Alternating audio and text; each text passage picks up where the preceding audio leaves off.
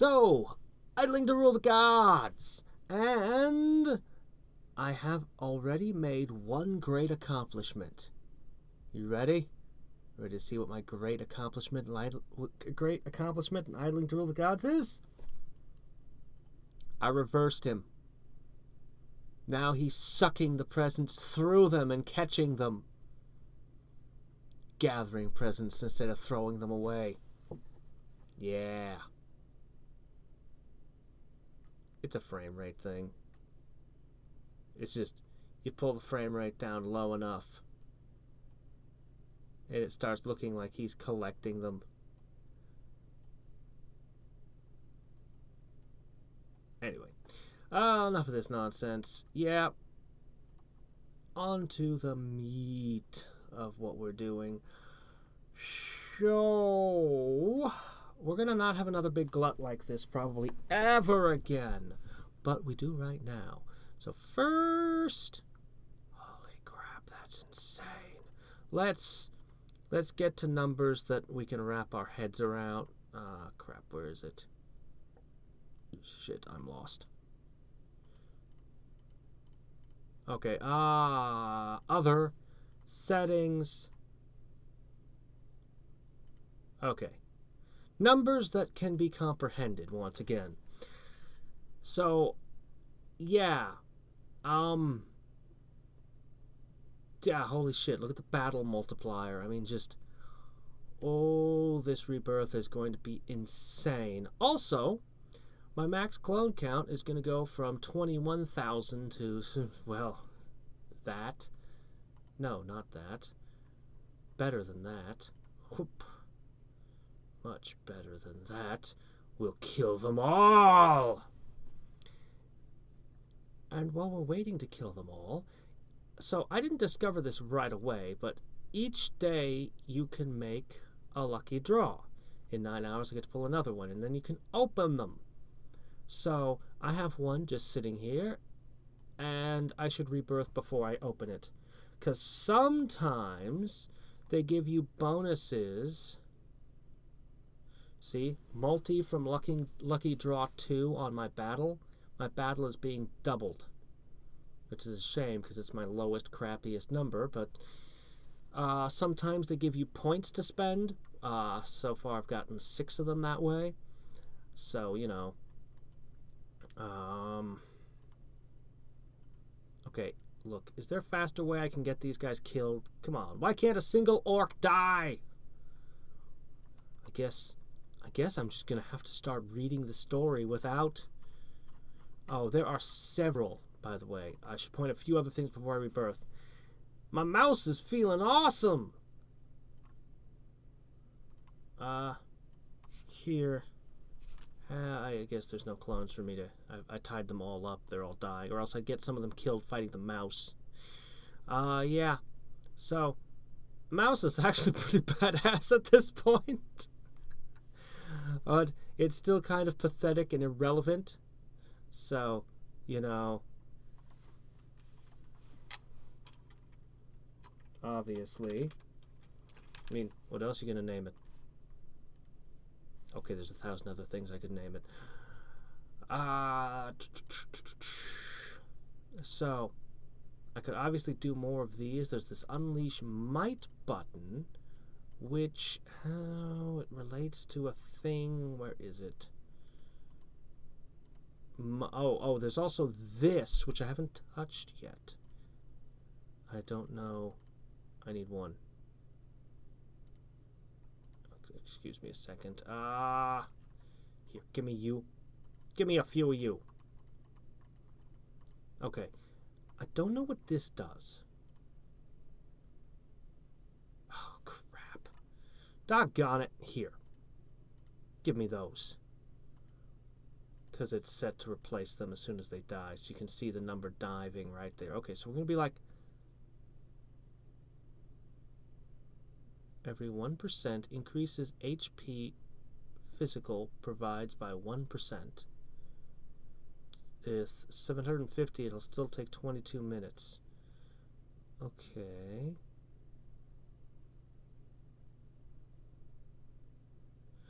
So for 1,000 clones, see, I didn't even look at it. I didn't want to even. Increases your speed. Your clones can refill your what divinity generator? Okay, spoilers. Spoilers ahead. Okay, we've also got these things. Increases the duration of my skills. Unleash the power of focused breathing to increase HP recovery by 100%. So my skills are starting to gain new things. Mystic mode.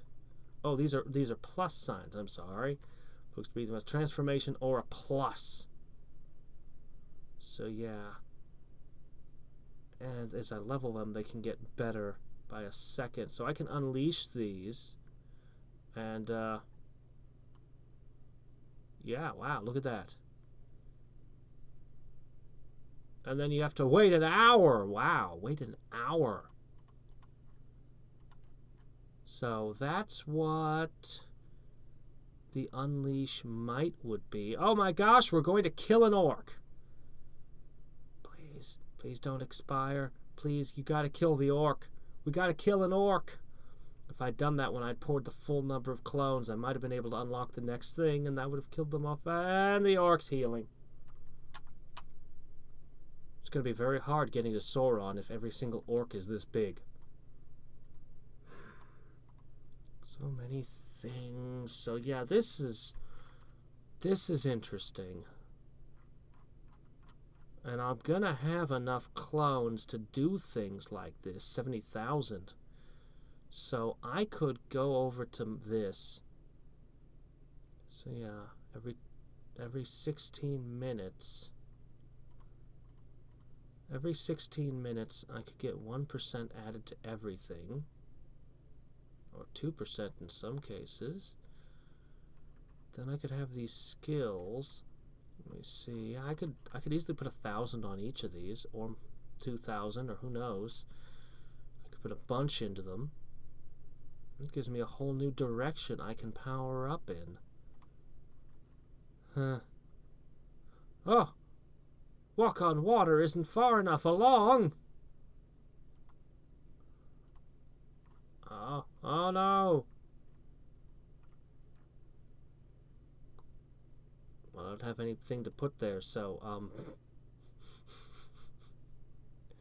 I could try to push it up just a smidge. Real quick. Maybe. We can do that. Hold on. Okay. Train. Where is it? Where'd it go? Run on water. Walk on water. Boom! Crap. Most of them are dead. Get that last squeeze, that last drop out before the rebirth. Then we're going to start the story. We have 3 more, and we're going to be ready to, with growth like this, we're going to slaughter these guys. Also, I know how this works now. Okay, sort of. So I originally had light, and as you can see, I'm able to make oh, hold on a sec. You done? Wow, that was fast. The orc's fully healed already. So, I was talking about a thing. Right, building. You know what? We're going to rebirth, and then I'll talk about it. So, yeah, that's what we're going to do. All right, shadow clone count. Down, down, down, down, down. Get this as high as we can. And we're done. Yes. Okay, now. First, let's take our lucky pull. I got 1 point. I only need 7 more. Good grief, it's ridiculous. Okay, now... So, over here with creating... You know what? I think I can just beat you up, Hyperion.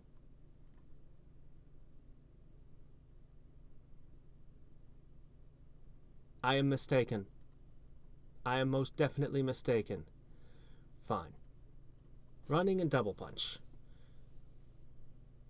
And,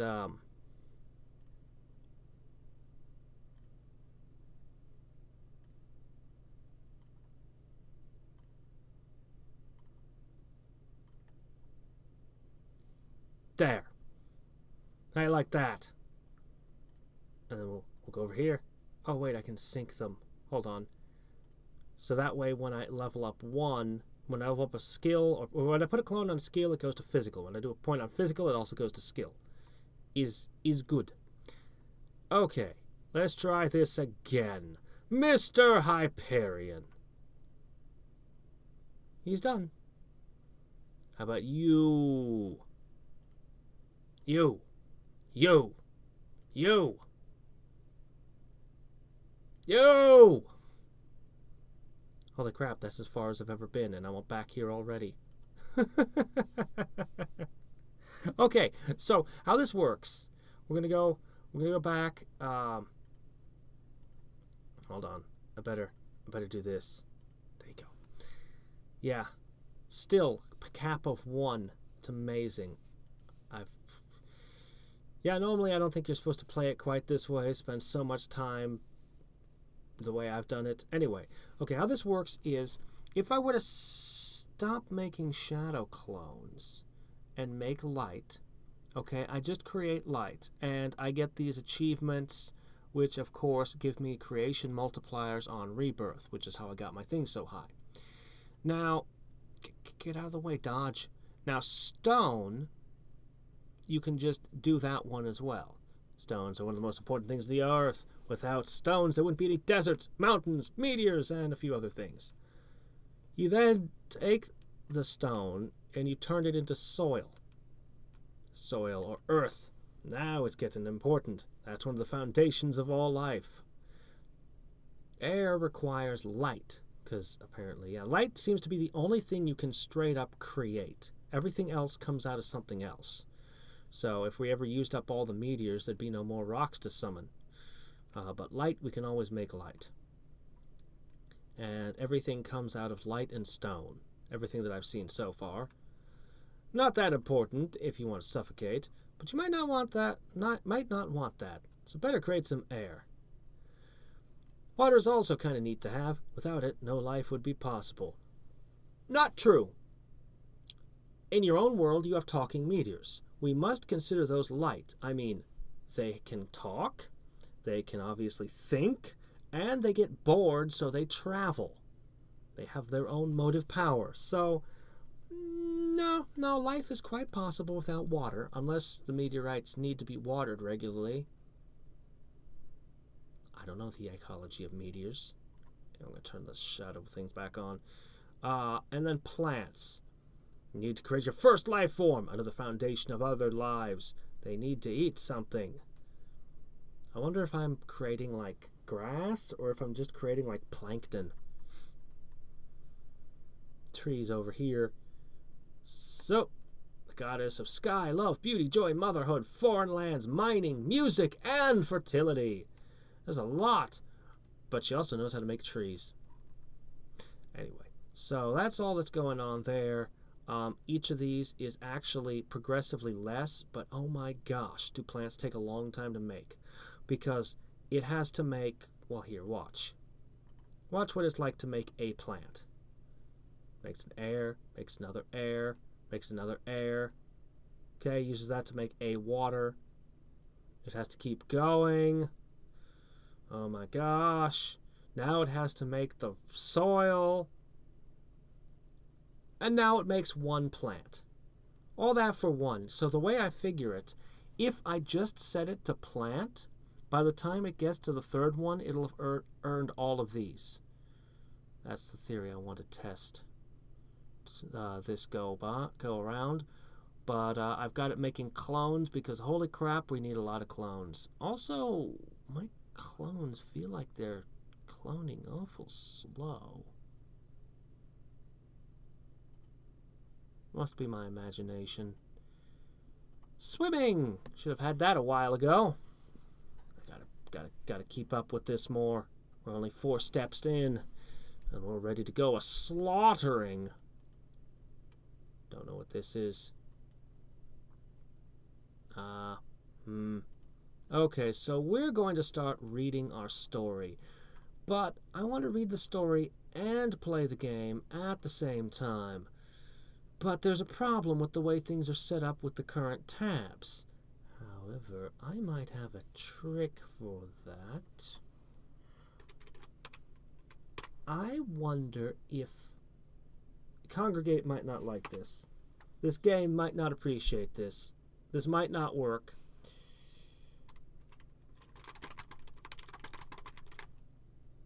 Okay. You okay with this? You gonna let me do this? You gonna let me get away with this? You gonna let me get away with opening a separate second instance of the same game? You gonna let me do it? Maybe? Maybe? No freak out? No holy shit, what's wrong with you? Oh my gosh. I'm getting away with it. Oh my gosh. I'm getting away with it.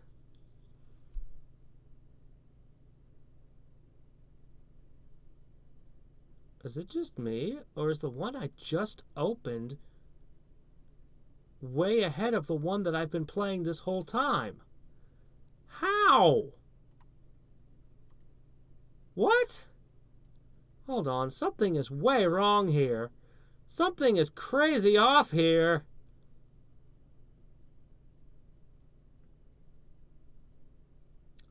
Okay, well, fine. You want to be that way? Fine. I'll play on the one with the bigger numbers, and I'll read off of the other one. So what I need to do is I need to change something here. So if I go down here, and I go to here. There. Okay, and this will be the one I read off of. So I'll be reading in this window and playing in this window, and that'll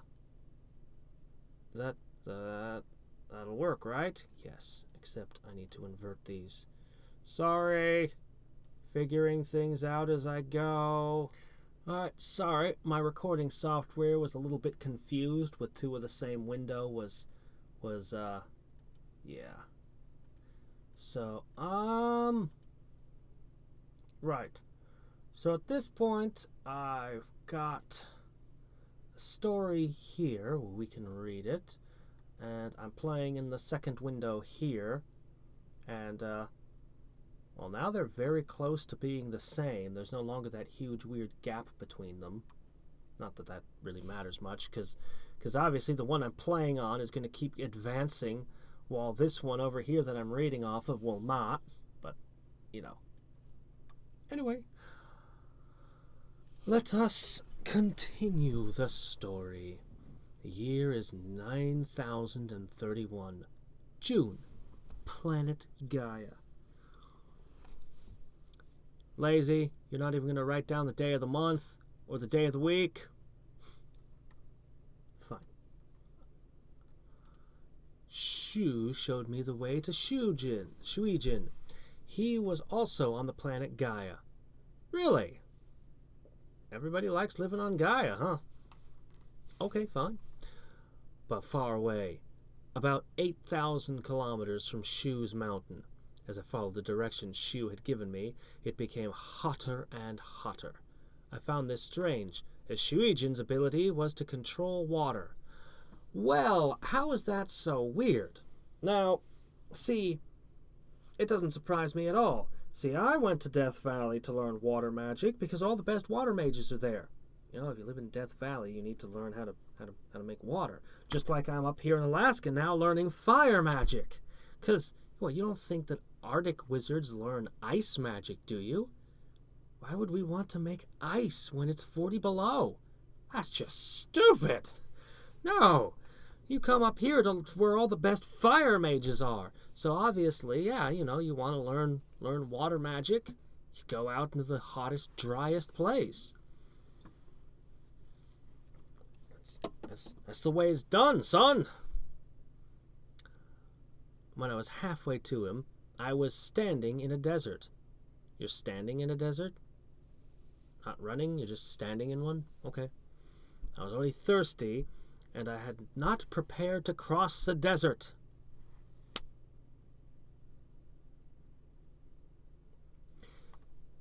You're dead. And you deserve it.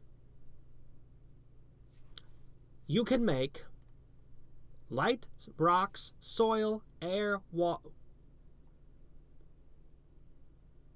Oh, wait, not water yet, not plants yet. Okay, fine. You can make light, stone, soil, and air. And you're killing rabbits and things all the time. Rabbits, goblins, and wolves. Surely you can make a backpack out of goblin bones and wolf skins. I mean, come on now. And you can fill it with things. And stuff.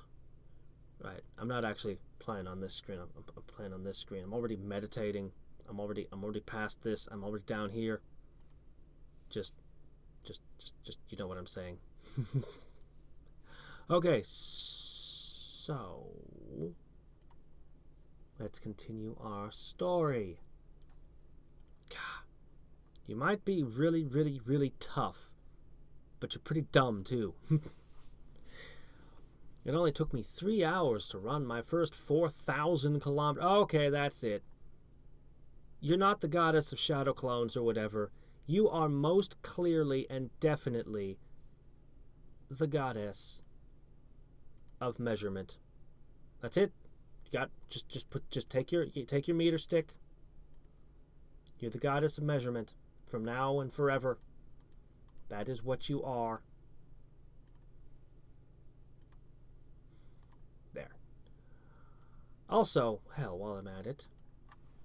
Now you have true power.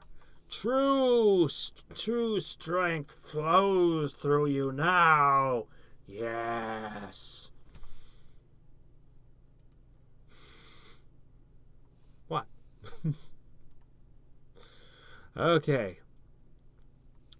But running in such heat quickly drained my stamina. If I had gone on, I probably would have died of dehydration long before reaching Suijin. What I know about sweat and evaporation, running a distance like that in super high heat, yeah, you're dead. Or you're like an all dried up mummy just running through the desert because, I don't know, you're some kind of weird divine thing that can survive things that normal people can't. For more than 2,000 kilometers, I measured it with my stick. With my stick, I used it. I measured.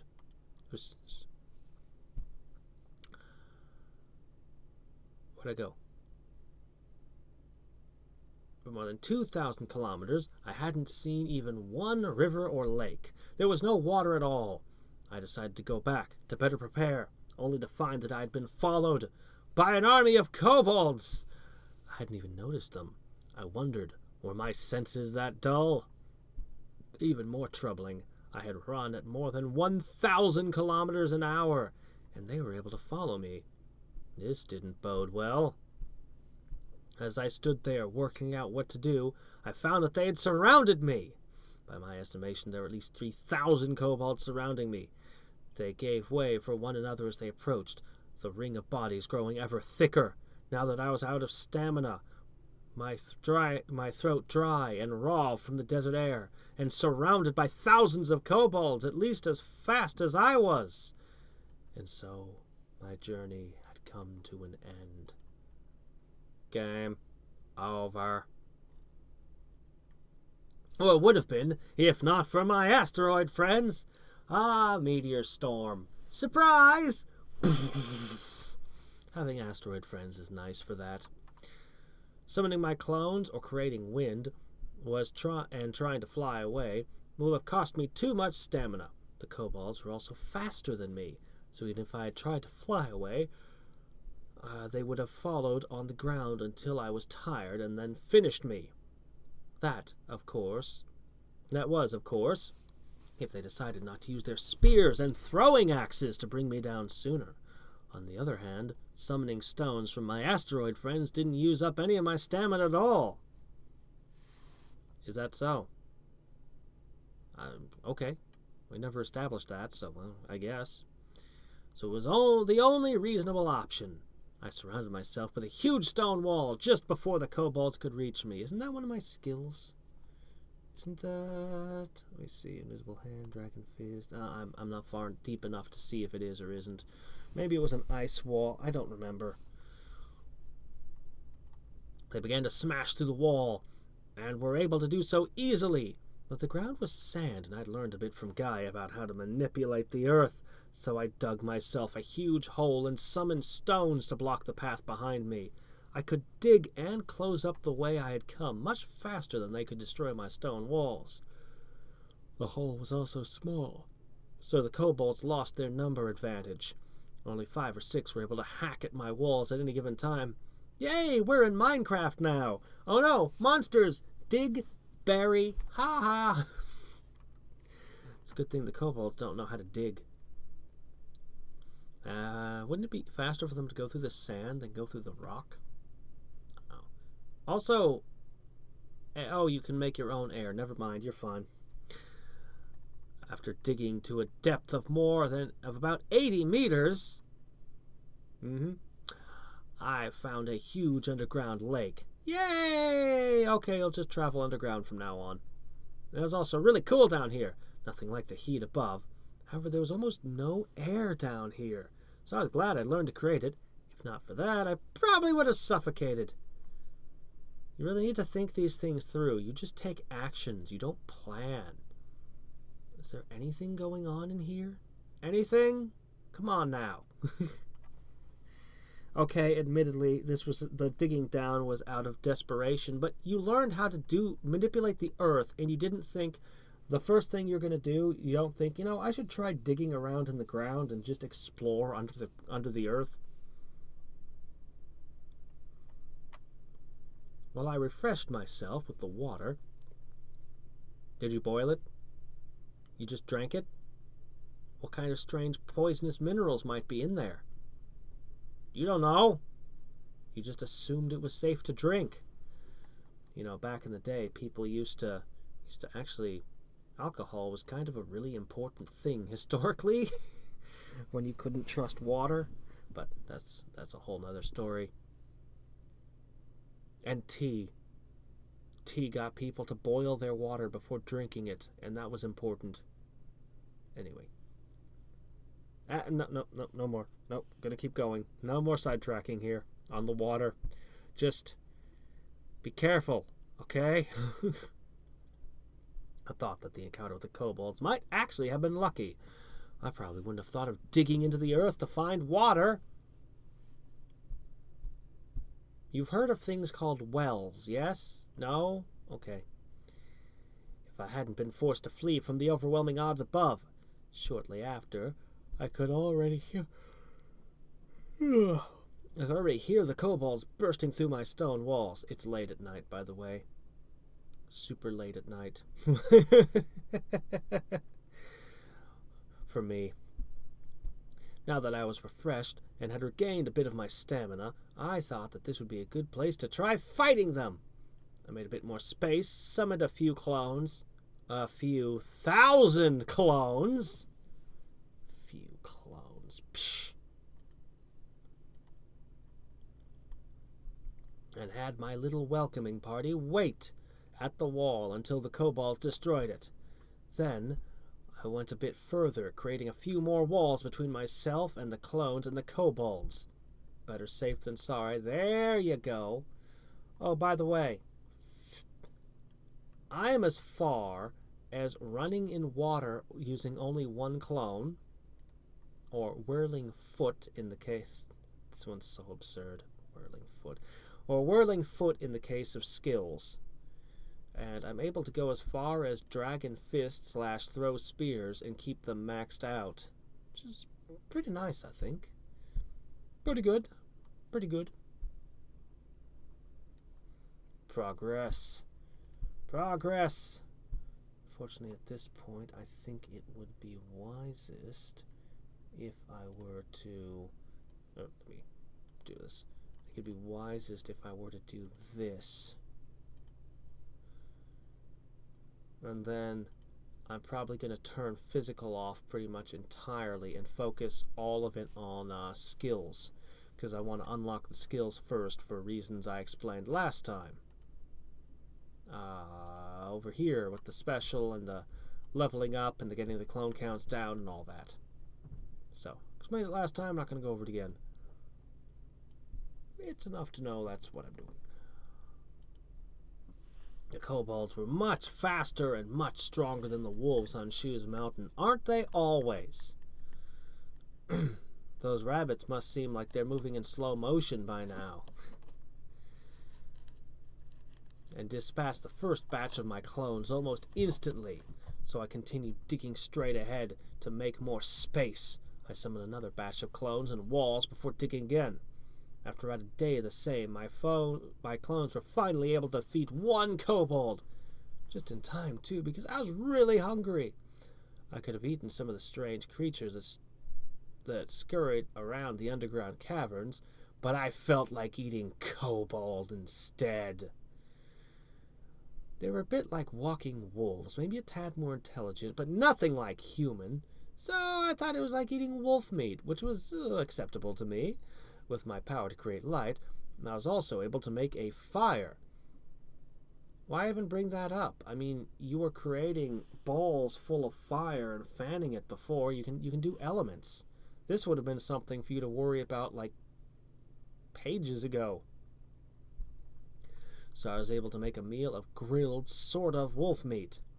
Wasn't the best meat I had ever eaten, but it wasn't so bad. I went on like this for 2 more weeks before I thought it was time to return to the surface. No spices? No ketchup? Whatever. To be prepared for any surprises, I let some of my clones go up. Finally! Scouting! Good job! While I myself stayed back and waited for their report. I was right to be careful. 2 hours later, my clones hadn't come back. They were killed. Every time one of your shadow clones dies, you immediately get all of its memories and knowledge. Why did you have to wait for 2 hours to sense they were dead? It should have just flowed back into you. Right? Yes? Isn't that how it works? I think that's how it works. I must not understand how it works. It seems like even after 2 whole weeks, the kobolds above hadn't given up yet and were still waiting to see me emerge from my bunker. What a patient lot they were. Well, you can just tunnel any direction you feel like. I'd ask about what the kobolds eat and drink, but at this point I'm well past that. That point with the monsters. Down below the earth, my clones could now defeat the kobolds quite easily. And it was cramped in here, but it was cramped here, which left no space for them to surround me, thus preventing them from fighting me to their fullest. Up top, they had their speed advantage and could handle the heat much better than I. Underground was a bad place to train myself when I wanted to fight quickly in the heat.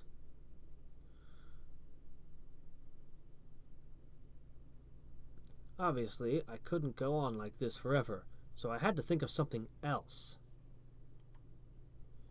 Elemental manipulation acquired. Hold on. Desync. Okay. We're going to commit 100% to skills now. I suppose I can still have some clones left lying around I can put into this for the moment. For now. So high max clone count. So far to go in that direction. I wonder if I can push down a little further here. Might as well. Okay. Where was I? After the kobolds, we're going to have to fight big burgers. Can't wait for the story to explain that one. The god of craziness. Or something, I don't know.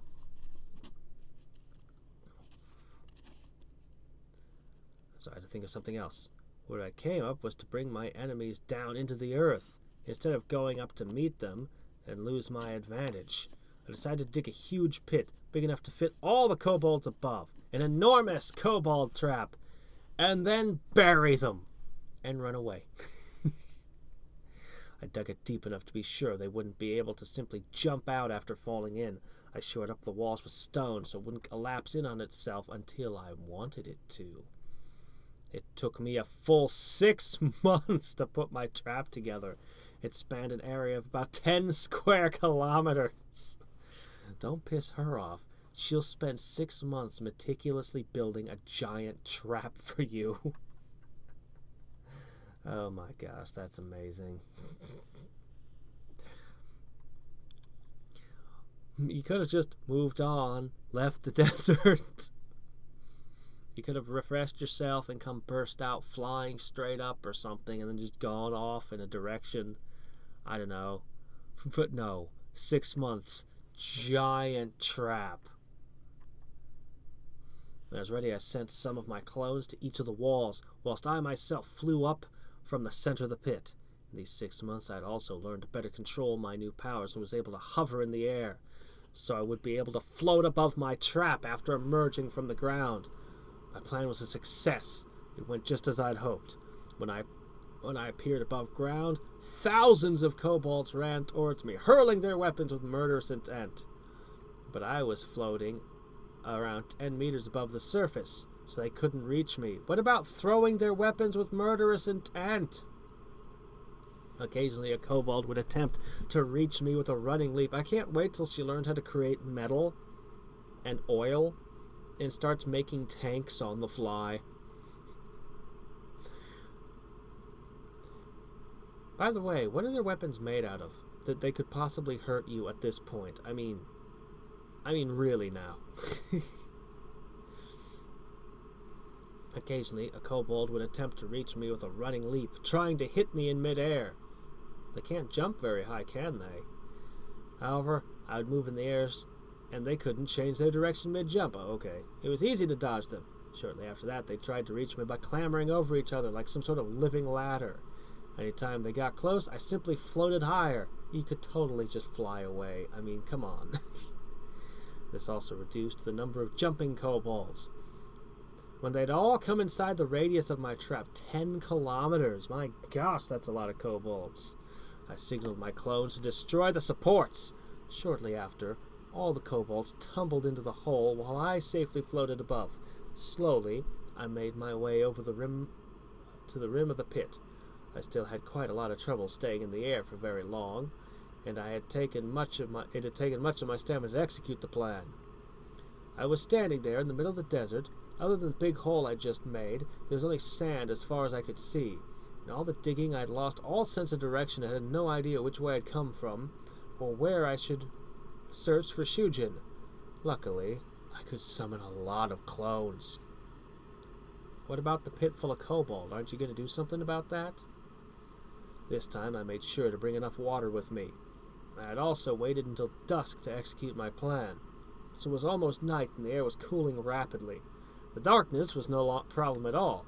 I had just created some light, which attracted all the screaming kobolds in the land that hadn't already come. Equipped each clone with a bit of it, and let them set out to scout the area. 6 hours later, one of my clones found an oasis in the midst of the desert dunes. It was just about 3,000 kilometers away from where I was. Yep, even my shadow clones can measure with this thing. I'm just amazing at measuring things. Thinking this had to be Suijin's location, I moved towards the oasis. I slowed my pace to conserve my strength, so it took me 3 more hours to get there. And I was right. I noticed Suijin lying next to the crystalline waters of the oasis, sipping idly from a coconut. I approached him to call out my usual challenge, but it was already too late. Several globes of water rose from the pool and flew towards me at blinding speed before I was even able to speak. Suijin still lazed around in the shadow of the palm trees while watching the waterfalls zip towards me. She had told me a bit about his power, and that air had proven useless against him, so I began to create stones and earth. Since my control had improved extensively after my recent kobold encounter, my walls easily blocked and even absorbed the watery projectiles. so they were no real threat. Suijin soon realized this, however, and the water suddenly froze and cracked into thousands of pieces. A storm of ice flew towards me and cut through my stone walls like wet paper. Now you might think it a bit odd that ice could cut through rock, but, as we all know from playing our favorite Mon games, hey there Pika, ice beats rock type. Also, they'd already used water on the rock type, so, you know, that also kind of wrecked them. It still wasn't that hard for me to dodge the ice, thousands of pieces of ice, as destroying my walls hampered their speed. However, I was now at a disadvantage. He continued to strike out with his icy arrows, while I could only block and dodge them. He could summon ice at a greater rate than I could stone, which put me in a lot more danger. Well, fire one of your fireballs wrapped in barriers. You have a ranged attack. I also noticed the air around me became even drier and thinner than it had been before. It seemed to me that his power was not really to create water, but to extract moisture from the air and condense it. This caused the air to become dry as the water went elsewhere. Wouldn't it be ironic if he created this whole desert with his power of water? I could see that his oasis was enormous, and the lake at the center had a radius of at least 1 kilometer, but the desert was 2,000 kilometers across. So to create this lake, had he destroyed everything for leagues in any direction? What an evil power. What an incredibly useless power. I mean, really. If you're creating worlds, If you're creating worlds, what good is that? If the moisture was already in the air, you could just make the air and weather patterns would take care of condensing it and stuff for you. So this power might be useful on a personal level, like I'm thirsty, but not so good on a making planets level. Also, I'm pretty sure the math of that size desert to that size oasis wouldn't add up. Must have been a desert before he arrived, or at least a fairly dry place. While I pondered the implications of Suijin's power, I was struck with an idea. If he could make his water colder until it became ice, I could make my stones hotter. There was a perfect solution for that.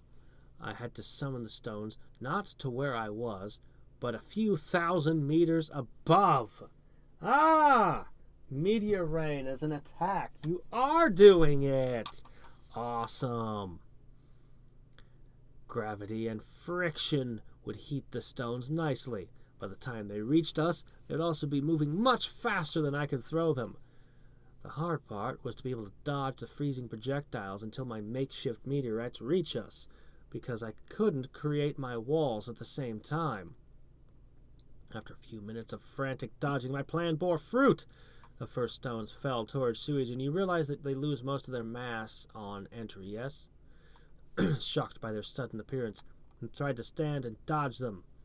He knew he wouldn't be able to block them with his ice arrows, but it was already too late. One of my meteors hit him in the brow and knocked him out cold. I stopped all the other meteorites before they could reach the ground. How? How did you stop them? With what? You have some ability to manipulate Earth, yes, but a falling rock? You can just stop them in the air? Okay, I guess that's the thing you can do now. If you can do that, then, my gosh, you can create flying mountains. You don't have to walk or run anywhere. If you can move things around in the air like that, then you can just build yourself a castle and then just make it move at your whims. I think. I don't know. leaving most of his oasis intact. But when he woke up, he was furious and refused to talk to me at all. He just shouted, "Don't count your chickens before they hatch! You may have defeated me, but my wife Gefion is much stronger than me and will surely avenge me," suddenly disappearing before I could say another word. That meant I had won, and I'd apparently gained an oasis in the desert just for myself.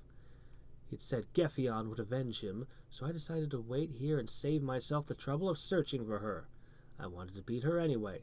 The problem was, the only thing I knew about her was she was stronger than Suijin. He also hadn't taught me his power like the other gods before him. While fighting him, I had watched him create water, and I'd gotten an idea of how it was done. So while waiting for Gefion, I tried to teach myself to create water. A month later, I was finally able to create water just like Suijin did. I still couldn't control it as easily as he did, or freeze it to create ice, but I was sure I'd learn that in time. There was still no sight of Gefion, though. Hold on, gotta reach over and play the game again. Okay.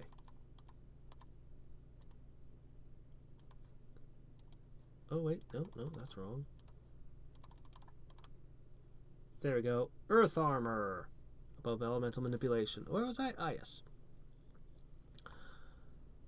Marital conflict, perhaps? He was sure taking her time to show up. I didn't mind. That only meant more time to prepare myself for the fight. I felt certain that this fight would be much harder than the one I had just won. So as I waited for Gefion to arrive, I used my new oasis as a training ground. Well...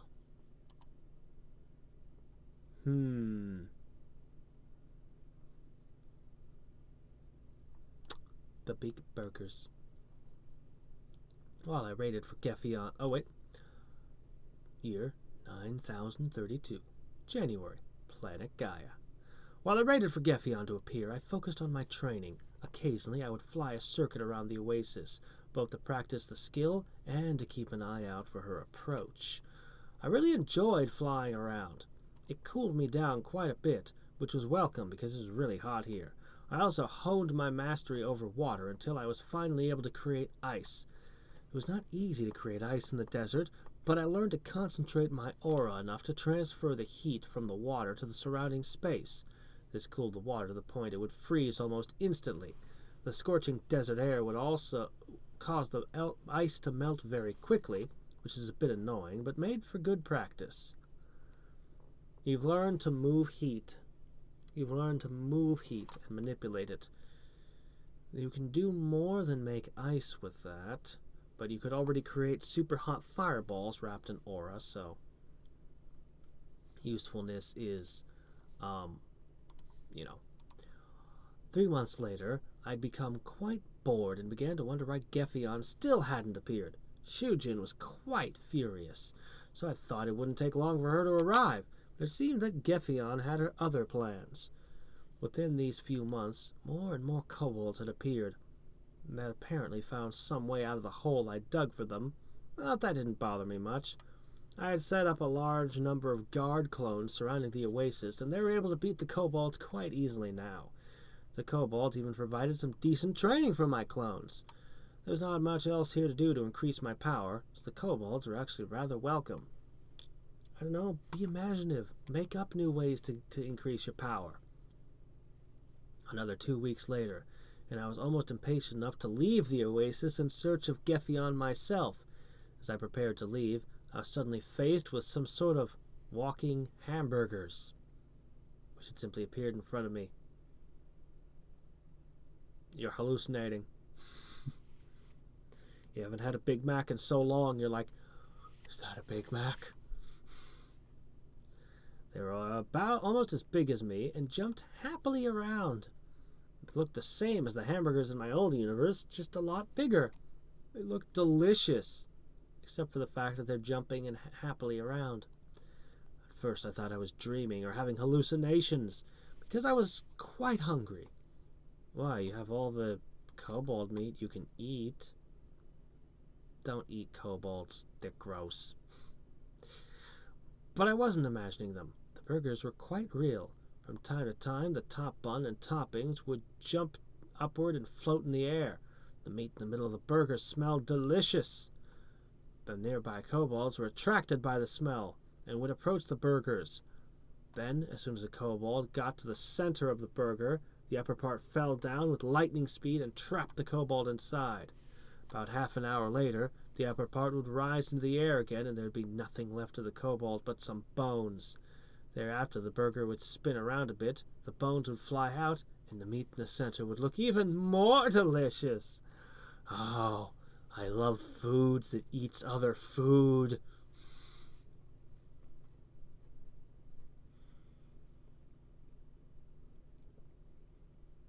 I don't even know what to say.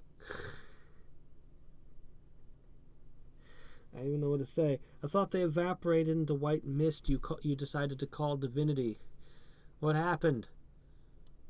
What happened? Oh, by the way.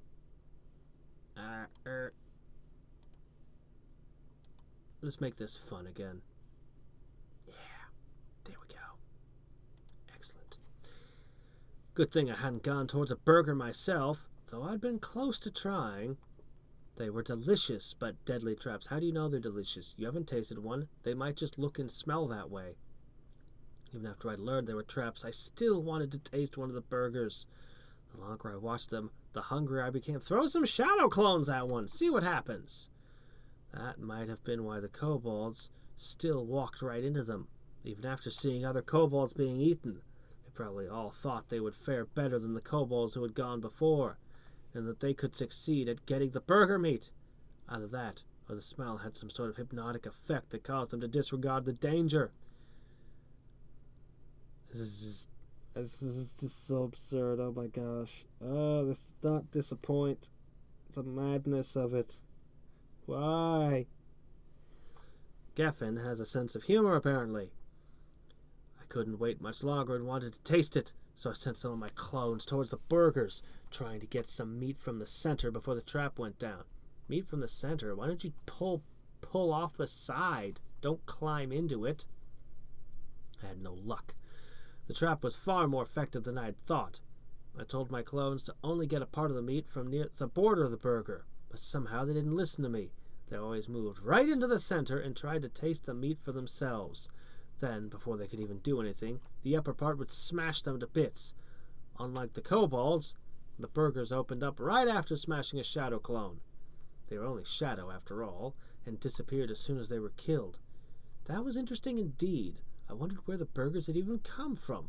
I had been at the Oasis for 4 months, and before today, there had been no sign of them. And it wasn't as if there was only one. I could see hundreds of them. I came to the conclusion they had to do something to do with Gefion's arrival. Maybe they were her pets or something. The only problem with the theory was that Gefion was nowhere to be found. After a few hours, the burgers had entirely surrounded the oasis, and I was becoming a bit scared. It was almost like they wanted to block my way out.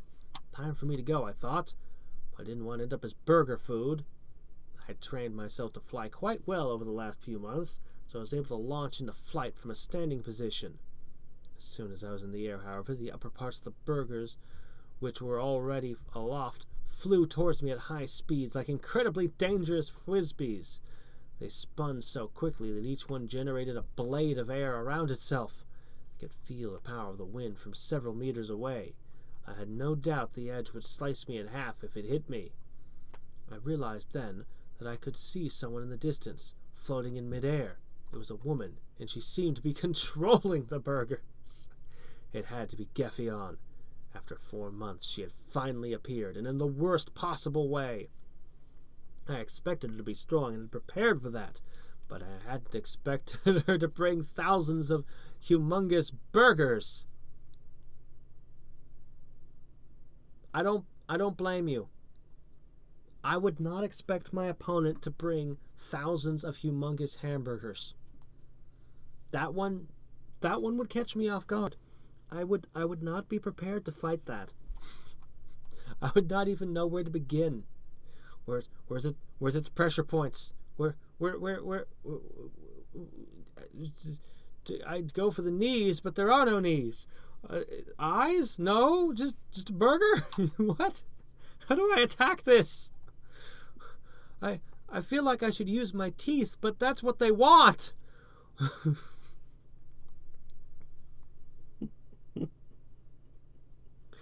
Oh man.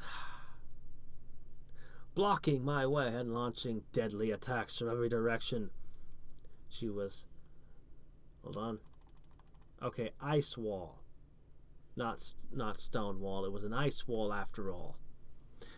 Blocking my way and launching deadly attacks from every direction. She was far away and I could barely see her. And approaching her... The burgers are affecting me even now. One of them made me belch just thinking about them somehow. That is some hypnotic powers there. She was so far away that I could barely see her, and approaching her was almost impossible because of the burger wall around her. I had been careless, lazing there in the oasis for months, not doing much except for a little training, while Gefion had probably spent the whole time observing me and preparing her attack. I hadn't even noticed her, off in the far distance. She must have used some ability to see me from far away, or maybe she summoned some animal to observe me, like she had summoned the big burgers. Is she controlling them, or did she manufacture them? Are they on loan from somebody else? What's the story here? Are you going to gain the power to make big burgers when you beat her? Alright, first you need a frying pan, then you need to kill a giant cow. But there was not much point in thinking about that. First, I had to think of some way to escape the situation. Try burrowing. I doubt that they can burrow.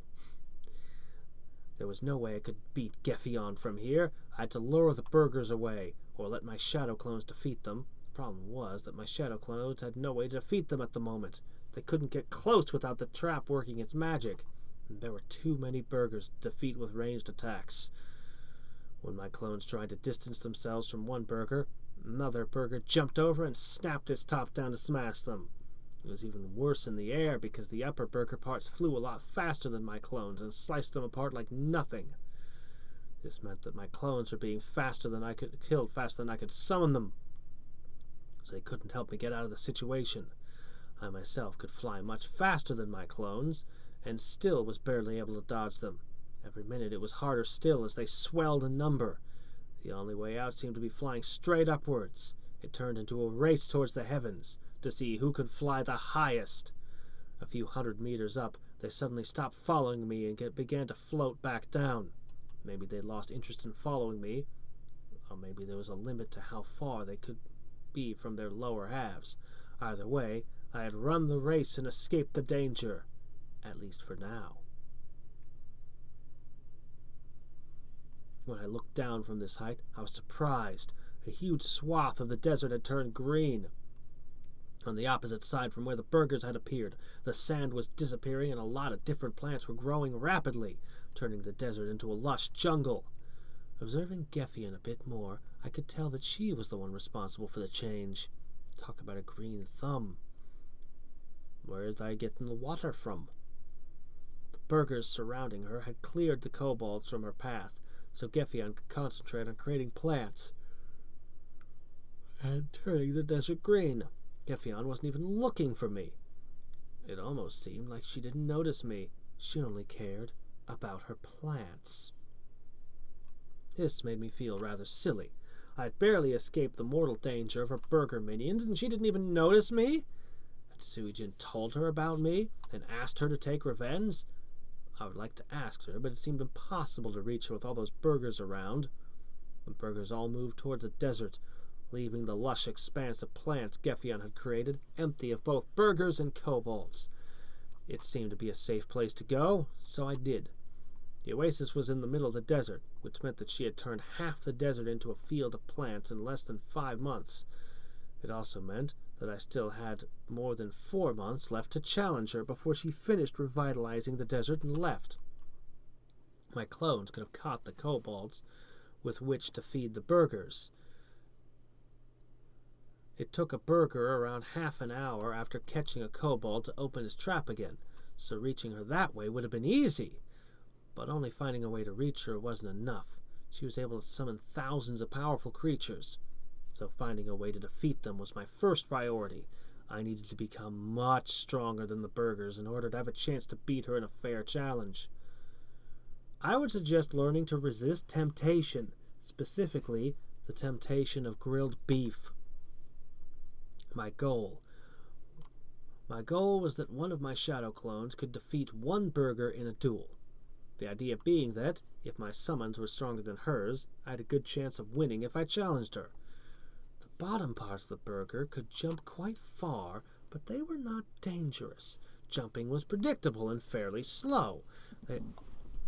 They also only jumped to follow Gefion and never attacked anything. Their main purpose was to lure enemies, so the top part would do the rest. This meant I only had to focus on fighting the upper part.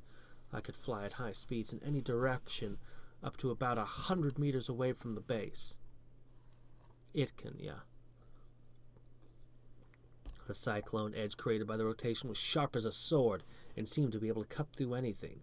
The other side was quite soft and mostly used to trap any prey, so I couldn't flee after the lower part lured it in.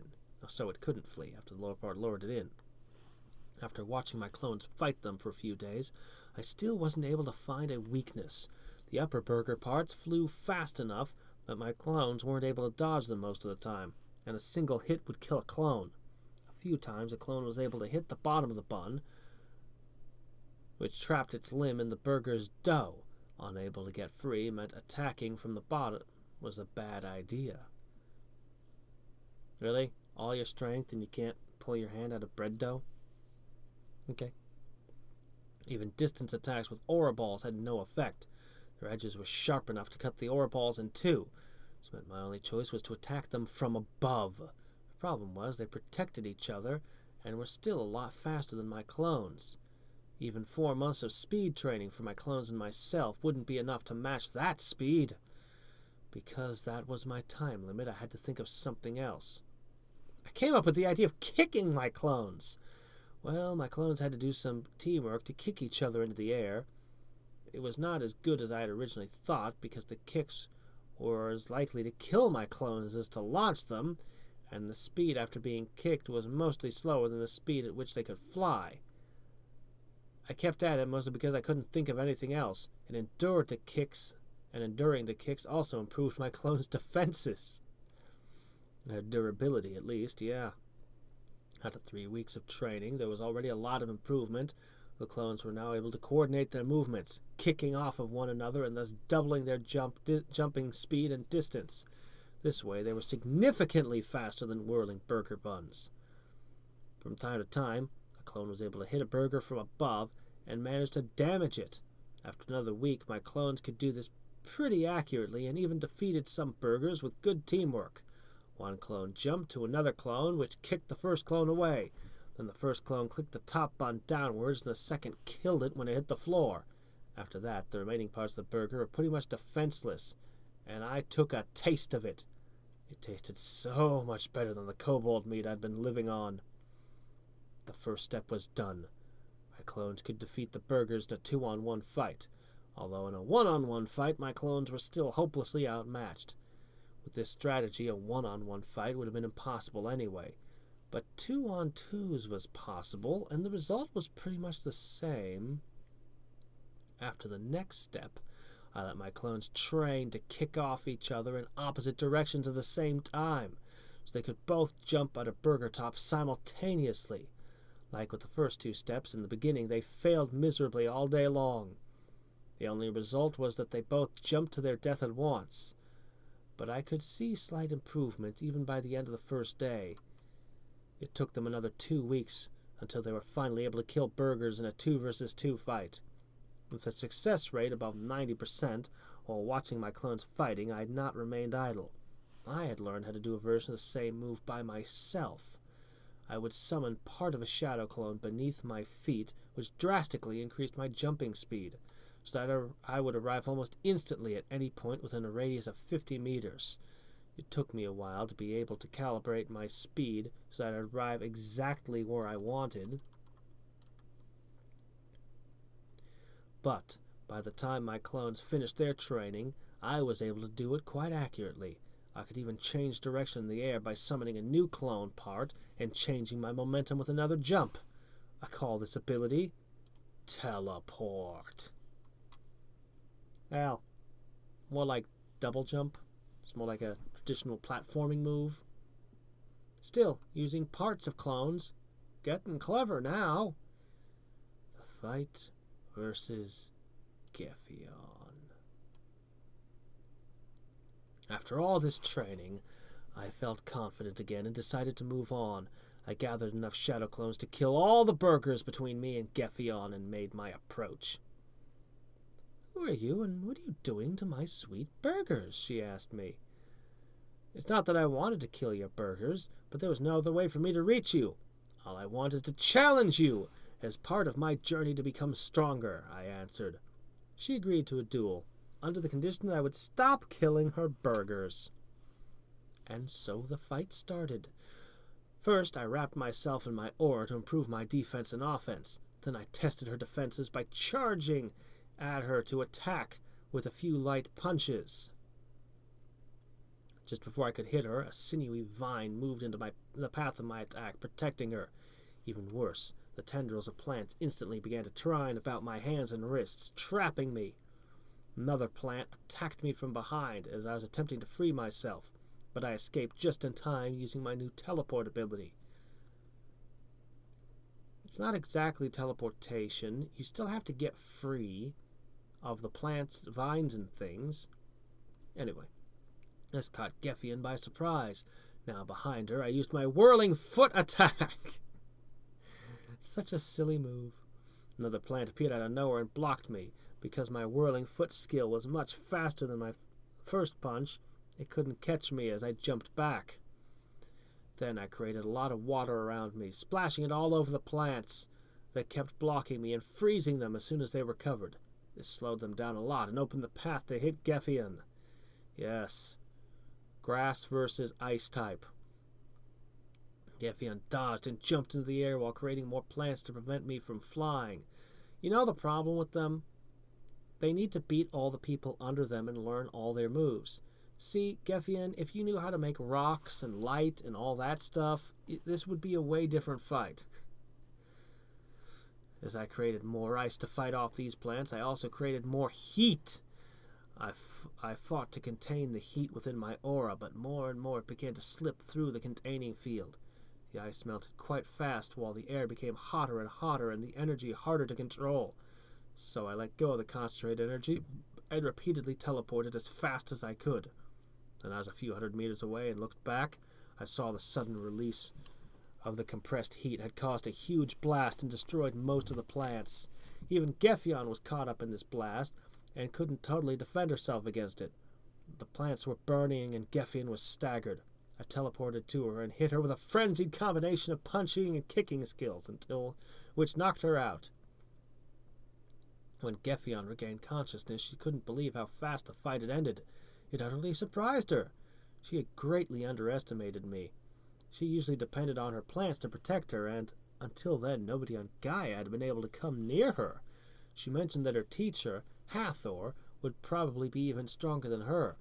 Hathor had taught her everything she knew and could do much more. Hathor could create powerful trees which wouldn't be affected by my freezing power, and would have easily blocked the blast which I defeated Gefion. But she didn't live on Gaia. When I asked Gefion where Hathor lived, she answered simply, "On the planet Reality." However, that turned out to be in an entirely different solar system, impossible for Gefion to reach. Centuries ago, Hathor had brought her to the planet Gaia to help with the plant life, and there Gefion had stayed. She'd also met Suijin here.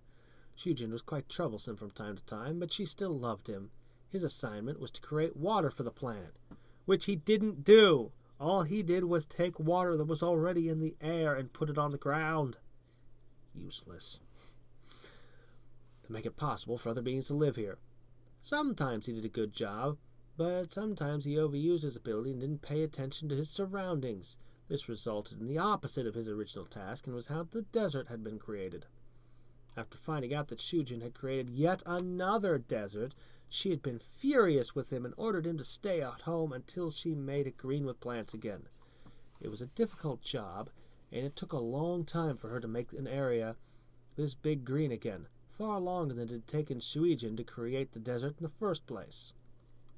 I then apologized to her for destroying some of her plants in the fight, and she said it was no trouble. Compared to reclaiming Suijin's huge desert, a few dozen plants I had ruined were nothing. Told her that I was really curious how she could create plants and asked her to teach me how to do it. I even promised to help her finish making the desert green again. Once I knew how to do it, she agreed to teach me while working on the desert, if I didn't bother her too much. When I asked her what the deal was with her burgers, she said that they didn't have anything to do with plants. Since they didn't have anything to do with plants, she became angry. Supposedly, the burgers were meant to be some kind of man-eating plants. They were also the only plants that could live without sinking their roots into the earth, so they were the only ones that could follow her around. "Aren't they cute?" she said. I spent weeks watching her create plants, and she explained to me how she did it as we systematically moved through the remaining desert. It was not easy to do. She was able to use the water deep below the sand to turn sand into soil, then imbue life into the earth to create a plant. 2 months later, the whole desert had disappeared and everything was green again. Although her work was done, I hadn't been able to help at all. I had a grasp on how the ability worked, but I still wasn't able to do it right. My attempts were too slow and clumsy to be of any help. By the time I could create one feeble plant, she already filled an entire area with foliage. Because Gefion wanted to go back to her husband after almost half a year, I need to check my math on this, but I'm pretty sure it's been not almost half a year, but more like 10 months or more. Pretty sure. I think. Anyway, I let her go and told her I would manage the rest on my own. All I would need was practice. I decided to stay on Gaia for a while longer, at least until I could create plants as well as Gefion. Then I would continue my journey to find the planet Reality and Hathor. Dun, dun, dun.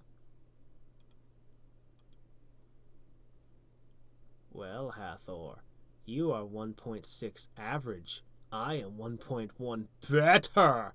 Oh, ho, ho, ho, ho, ho.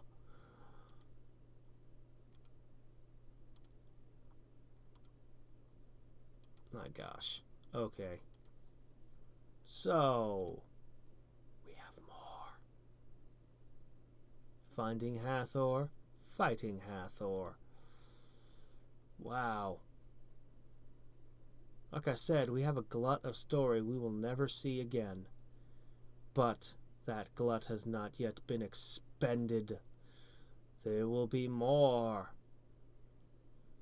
So, whew. That was a crazy episode. A lot of weird stuff. Now let's get back to poking around at the game and see where we've gotten in this in such a short period of time, actually. We've already climbed all the way down to here. Let's see how we're doing on monsters. Okay.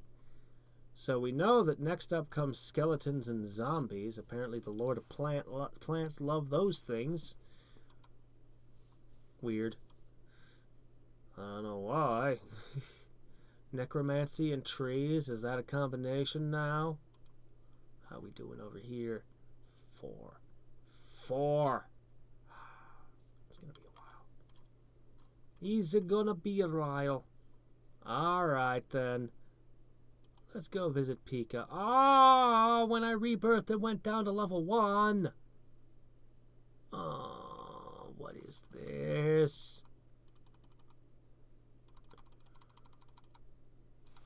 I give you 1,000 clones. Eat up. Actually, it has a lot of hit points and stats compared to when it was level 1 last time.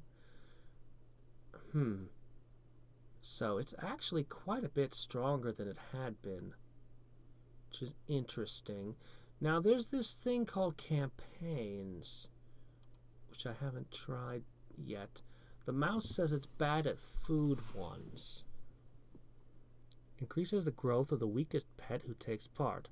Growth gain is higher than the pets. You can earn divinity. Dun dun dun. Oh wait, no, divinity, not god points. Food. Well, food is food. Pet stones. You also receive rare items like godly liquid, chakra pills, or a lucky draw. Okay, that sounds like the one I want to send them on. If your pets are bored of fighting clones, this is the right campaign for them. You can gain levels. Increases the pet multiplier, and even the cap of pet rebirth thing. Oh, there we go, god power.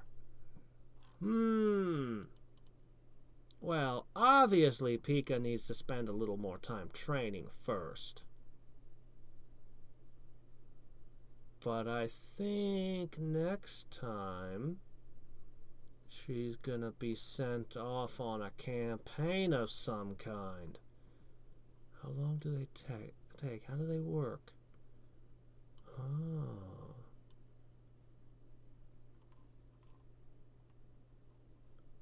Please select at least 2.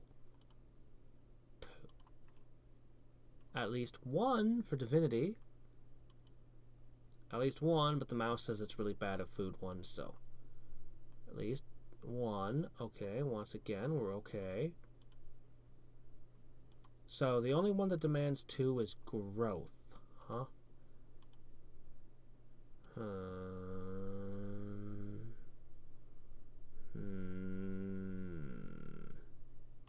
So I'll let you keep leveling a little longer. Hold on.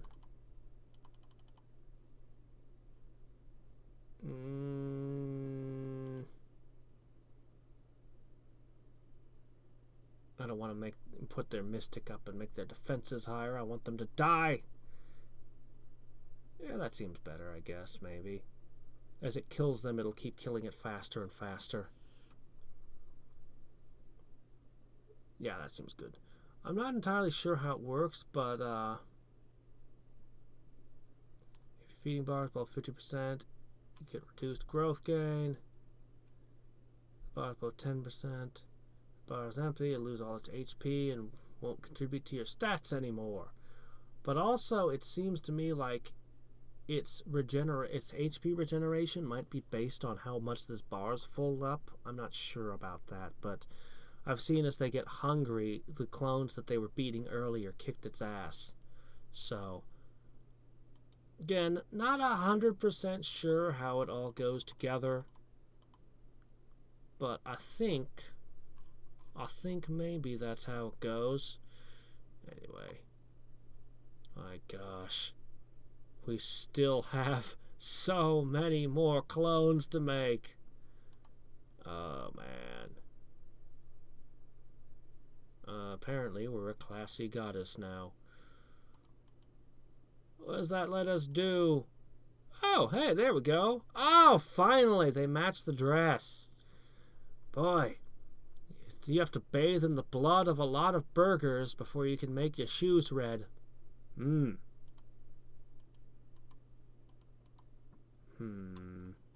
Necklace. I can't get that in red. Okay, fine. Whatever. Be that way. See if I care. It's a very small thing underneath all the... Have to make my own things, my own accessories for her. She's so slow at getting them on her own. Okay. So anyway, I think that's it for the moment. Challenges, all kinds of things down the road. So many strange things that we haven't gotten to yet. Buildings.